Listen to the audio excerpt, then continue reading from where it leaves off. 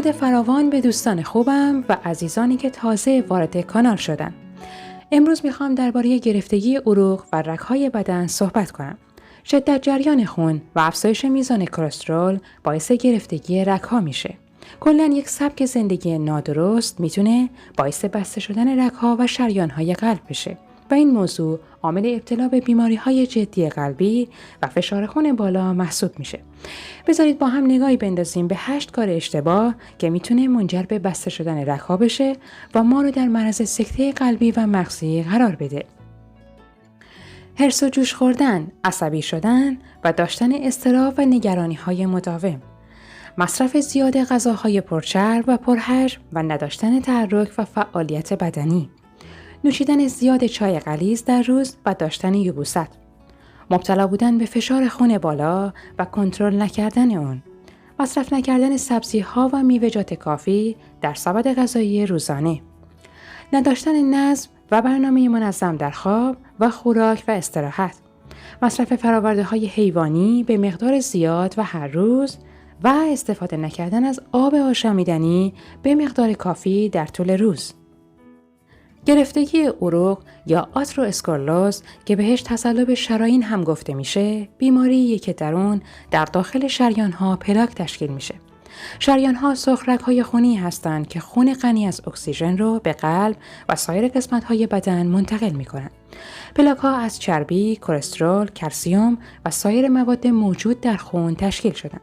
با گذشت زمان این پلاک‌ها سخت میشن و باعث تنگ شدن شریان‌ها میشن. در نتیجه جریان خون غنی از اکسیژن به اندام‌ها و سایر قسمت‌های بدن محدود میشه. گرفتگی عروق یک بیماری آهسته و پیشرونده است که ممکنه در دوران کودکی شروع بشه.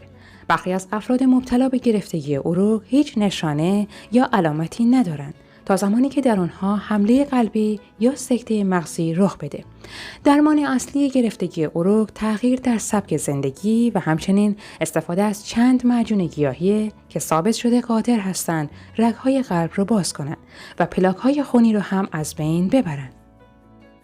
ابتدا 8 کار مفید رو نام میبریم که میتونه در باز کردن رگ‌های خونی و جلوگیری از ابتلا به سکته قلبی و مغزی بهتون کمک کنه و در انتها به معرفی معجون‌های گیاهی بسیار قدرتمند برای رفع این مشکل خواهیم پرداخت.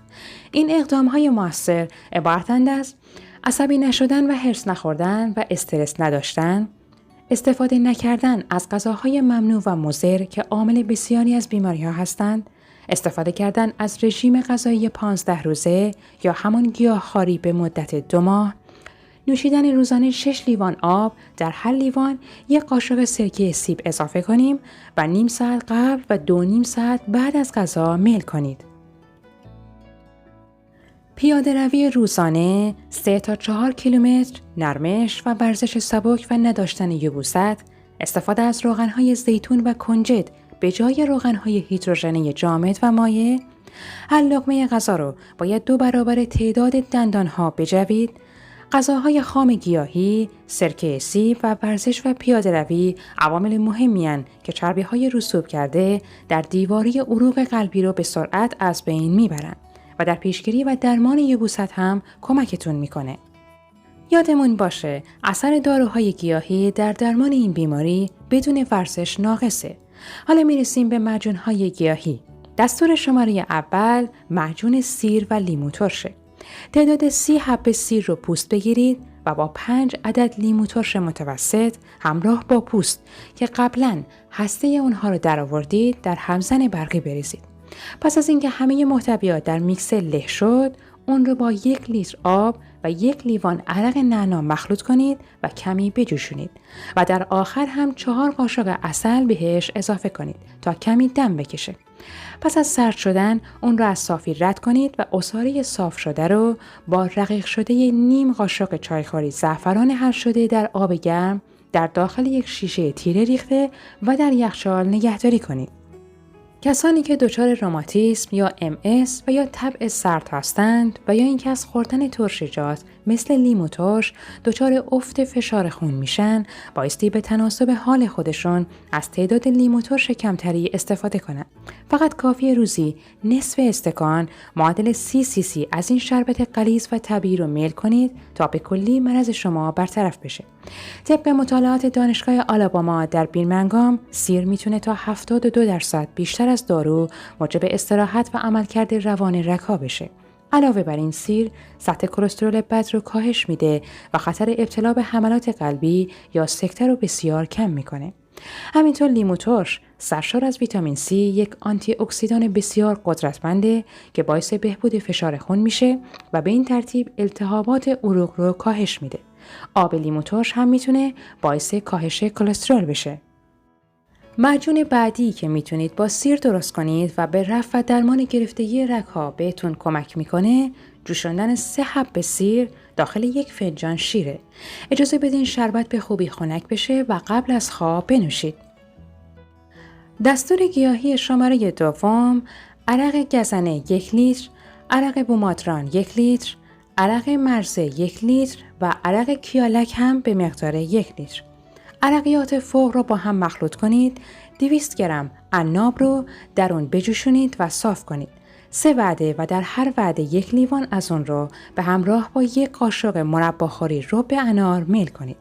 این فرمول بسیار قویه و با عمل کردن به اون از همون روز اول خطر سکته و مرگ دفع میشه و با ادامه دادن اون 95% گرفتگی رگ‌های قلب رو باز میکنه. این روش رو تا 14 روز ادامه بدین. نگاهی میندازیم به خواص عرقیات ذکر شده در این معجون.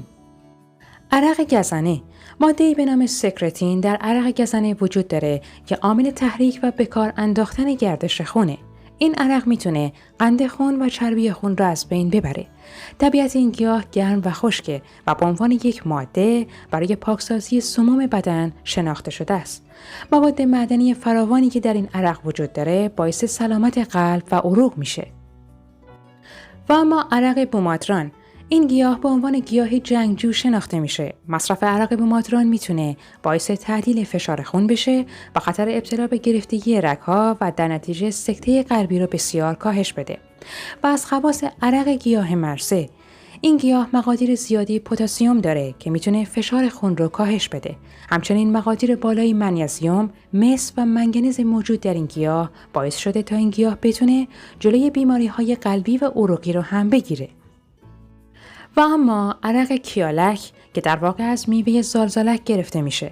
در هندوستان از عصاره این گیاه برای تقویت قلب و درمان انواع بیماری‌های قلبی استفاده می‌کنند. این عرق در کاهش غلظت خون و تنظیم ضربان قلب و جلوگیری از سخت شدن رگ‌ها و تصلب شرايین بسیار مفید عمل می‌کنه.